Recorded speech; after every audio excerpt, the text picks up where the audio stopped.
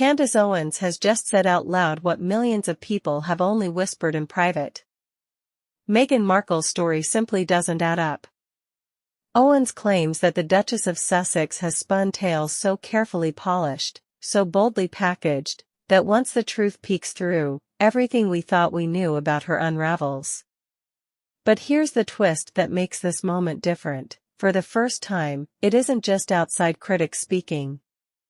A hospital insider, someone who knows exactly how things really work behind those closed doors, has come forward. And the details they've shared aren't the glossy kind you find in magazine spreads or rehearsed TV interviews.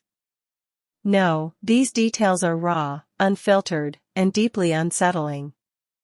This is the story that was never supposed to reach the public eye, a story that mixes Candace Owens' explosive claims with the voice of someone who lived it from the inside at Portland Hospital. And if what you're about to hear is true, it doesn't just dent Meghan's version of events, it detonates it. Harry's memoir Spare left readers with a jaw-dropping line: Meghan had 2 epidurals, gave birth at Portland Hospital, and was back at Frogmore Cottage within 2 hours. Stop and think about that. 2 epidurals, and home in just 2 hours. Anyone with even a basic understanding of childbirth knows those details don't fit together.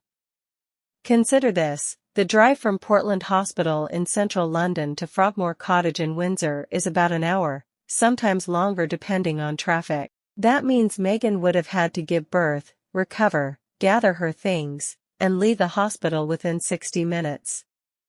And that's after receiving not 1, but 2 epidurals, a medical procedure that requires careful monitoring. Then comes the contradiction. Meghan herself has given 3 different explanations for why the press wasn't informed about Archie's delivery. First, she claimed they didn't want to block an emergency entrance. Then, she said the press didn't deserve a photo because of racism. Later, she insisted they did notify the press, but no one came. 3 versions of the same event, none of them perfectly aligned. And according to royal protocol, the Queen must be informed the very moment a royal goes into labor.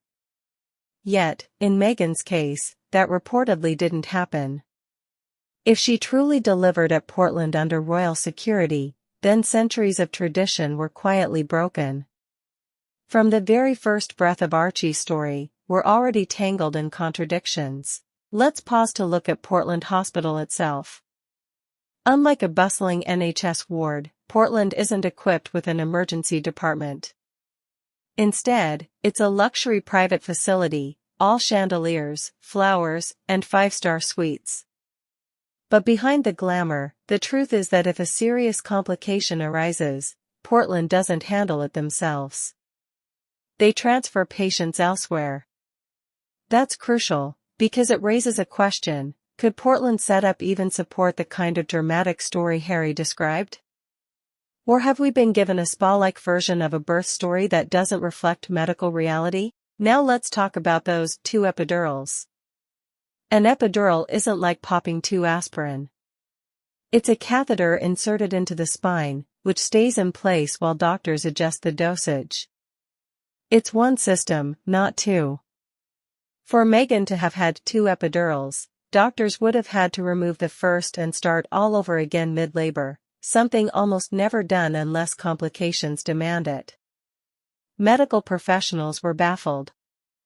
And then there's Harry's anecdote about inhaling all the laughing gas meant for Meghan. Sounds amusing, but in reality, that gas is tightly monitored and only used under nurse supervision.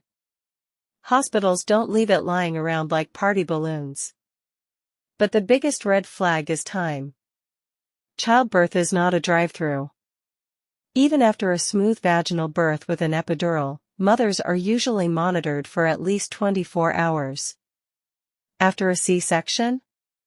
The stay extends to 3 or 4 days minimum.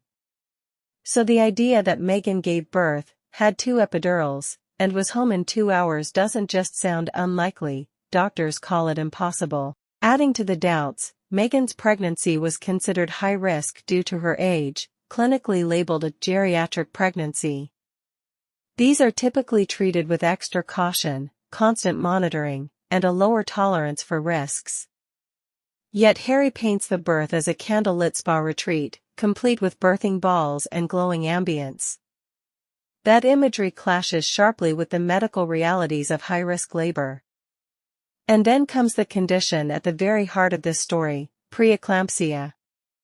Preeclampsia is more than just high blood pressure. It can spiral into seizures, organ failure, and in severe cases, death. The only cure is delivering the baby, and then keeping the mother under strict medical observation.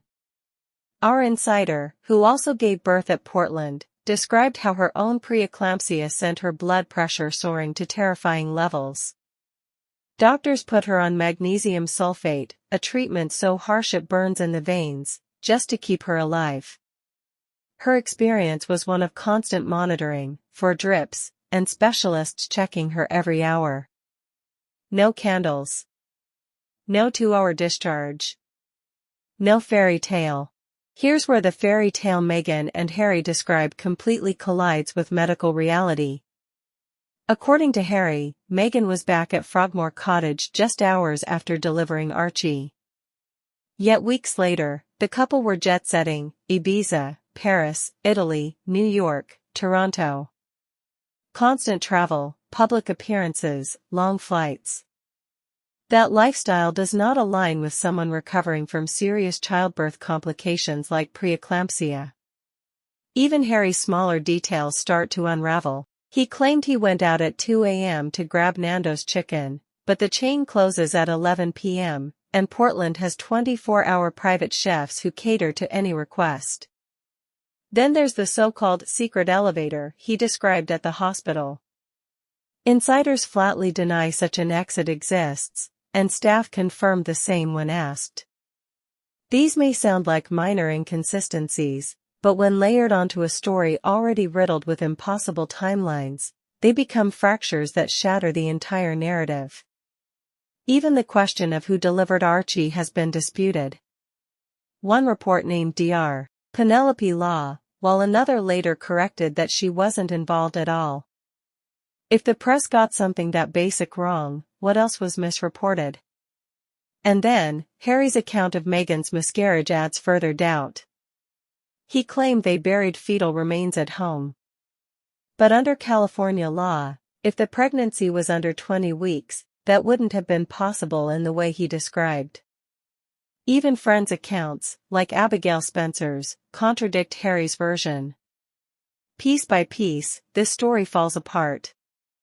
2 epidurals that don't make sense medically. A supposed case of preeclampsia with no hospital monitoring.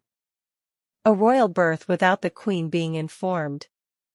A timeline of recovery that doesn't exist outside a fantasy novel. Candace Owens has called it lies. A hospital insider has shared her truth.